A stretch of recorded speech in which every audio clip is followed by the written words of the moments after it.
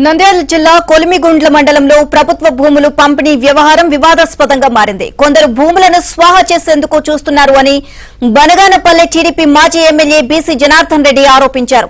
పేదలను అడ్డం పెట్టుకుని విలువైన మైనింగ్ భూములను స్వాహా చేయాలని చూస్తే ఊరుకునేది లేదు అంటున్నారు బీసీ జనార్దన్ రెడ్డి. దీనిపై మరిన్ని వివరాలు మా ప్రతినిధి సుంకన్న అందిస్తారు.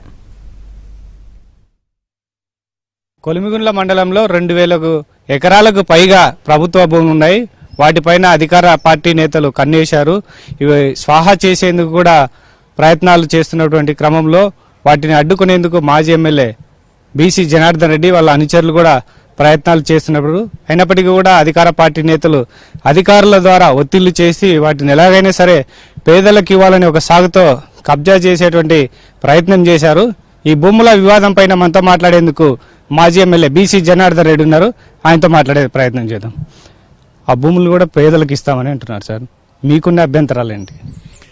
ఇక్కడ పేదవారికి భూములు ఇవ్వకూడదని ఎవరూ చెప్పడం లేదు. కేవలం ఎన్నికలు సమీపిస్తున్నాయి కాబట్టి ఎంఆర్ఓ అనేటువంటి ఆల్ఫ్రెడ్ అనేటువంటి ఎంఆర్ఓ వ్యక్తి ఏదైతే ఇప్పుడు కోర్టులో పిల్లు నడుస్తా ఉందో ఆ పిల్లు నడుస్తుండగా కూడా ఆ సర్వే నంబర్లలో కొన్ని పార్ట్లను బై నంబర్లు వేసి మొన్న పట్టాలు ఇచ్చారు.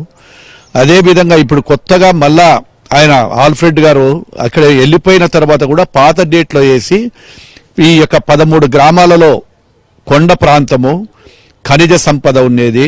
అదేవిధంగా వ్యవసాయానికి ఎలాంటిది కూడా పనికిరాని భూములు అంటే దాదాపుగా 20 మీటర్లు 30 మీటర్ల ఎత్తులు ఉండే పొలాలు కూడా పనికి వస్తాయని చెప్పి ప్రజల దగ్గర మోసం చేసి కేవలం బినామీ పేర్లు పెట్టుకుని వైఎస్ఆర్ పార్టీ నాయకులు బినామీ పేర్లు పెట్టుకున్నారు. ఆ బినామీ పేర్లు కూడా ఏం చేశారో తెలుసా? దాదాపుగా 8 నుంచి 10 కోట్ల రూపాయలు వసూలు చేశారు. ఒక్కొక్కరి దగ్గర నుంచి 20,000, 50,000, 40,000 లక్ష ఎట్లా పడితే ఎట్లా. ఎందుకంటే పేదవాళ్ళకి ఆశ ఉంటుంది కదా, పనికిరాని భూమి అయినా మాకు పట్టా వస్తుందేమో అని, ఏదో దానివల్ల లబ్ధి పొందుదామని. దానికి కూడా ఏంటి, ఒక రెవెన్యూ రికార్డులో ఆల్రెడీ కొన్ని కుటుంబాలకు ఉన్నాయి పట్టాలు. ఆ కుటుంబంలోనే 3కి 4కి. అదేవిధంగా ఏదైతే ఈ యొక్క నిబంధనలు ఉన్నాయో నిబంధనలు తుంగలో దొక్కారు. డీకేటీ పట్టాలు ఇవ్వడానికి 6 నిబంధనలు 7 నిబంధనలు ఉన్నాయి. అవి ఏవి కూడా పరిశీలించడం లేదు రెవెన్యూ వాళ్ళు. మండల అగ్రికల్చర్ ఆఫీసరు, మండల హార్టికల్చర్ ఆఫీసరు 2000 ఎకరాలను ఎన్ని రోజులు పడుతుందండి తిరగాలంటే? కొండలు ఎక్కి తిరగాల. అదేవిధంగా ఏ విధంగా ఉంటుందని కూడా తెలియదా? అది ఎవరు చేయాలి? ఎవరైనా మామూలుగా అయితే సాయిల్ టెస్టింగ్ వాళ్ళు కానీ లేకుండా భూసార పరీక్షలు చేసే వాళ్ళు కానీ వాళ్ళు చేయాలా? మండల వీళ్లకు హార్టికల్చర్కు అగ్రికల్చర్కి ఏం సంబంధము?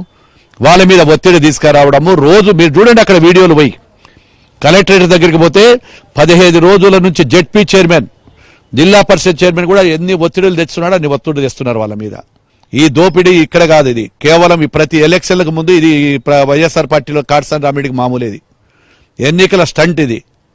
ఈ ఎన్నికల స్టంట్ ఖచ్చితంగా కూడా ఉద్యోగస్తులు ఎవడేసినా సిబిఐ ఎంక్వైరీ కోరుతాము. కోర్టుకెళ్లి రేపు మా ప్రభుత్వం వచ్చినాక వాళ్ళ మీద విచారణ జరిపిస్తాము. ఏ అధికారులు అయితే రూల్స్ కు విరుద్ధంగా చేసినారో వాళ్లకు శిక్ష పడేంత వరకు వదిలిపెట్టే ప్రసక్తే లేదు. మేము అబ్జెక్షన్ చేశాము, అభ్యంతరాలు చేస్తున్నాము. నిజమైన వాళ్ళకి ఇవ్వండి అంటున్నాము, లబ్ధిదారులకు ఇవ్వండి. ఇన్ని రోజులు లేకుండా మీకు ఎట్ట తెలుస్తుంది? 800 కొండలు ఉంటే 500 ఎకరాలు పనికి వస్తుందంట. 1 ఎకరాన్ని పనికి చూపించేసి 500 ఎకరాలు వస్తుంది చెప్పి రాస్తున్నారు ఇష్టానుసారంగా. ప్రజలు ఇక్కడ ఎట్టున్నాయో మొత్తం వ్యవస్థను చేస్తా ఉన్నారు. దోపిడీ జరుగుతూ ఉంది. 1000 ఎకరాలు దోపిడీకి ఇది పన్నాగం అంటున్నారు. కొలిమిగుండ్ల మండలంలోని దాదాపు 2000 పైగా ఎకరాలు ఉన్నటువంటి వాటిని కూడా నిబంధనలను తుంగలో దొక్కి అధికార పార్టీ వాళ్ళకి బినామీలకు గిన ఇస్తే గిన మా ప్రభుత్వం వచ్చిన తర్వాత విజిలెన్స్ ఎంక్వైరీ చేసి వారిపైన కూడా చర్యలు తీసుకోవడానికి కూడా సిద్ధంగా ఉన్నామని, సిబిఐ ఎంక్వైరీ కూడా వేస్తామని మాజీ ఎమ్మెల్యే బీసీ జనార్దన్ రెడ్డి చెప్తున్నటువంటి పరిస్థితి. కెమెరా పర్సన్ సురేంద్ర బాబుతో సుంకన్న, ఏబిఎన్ ఆంధ్రజ్యోతి.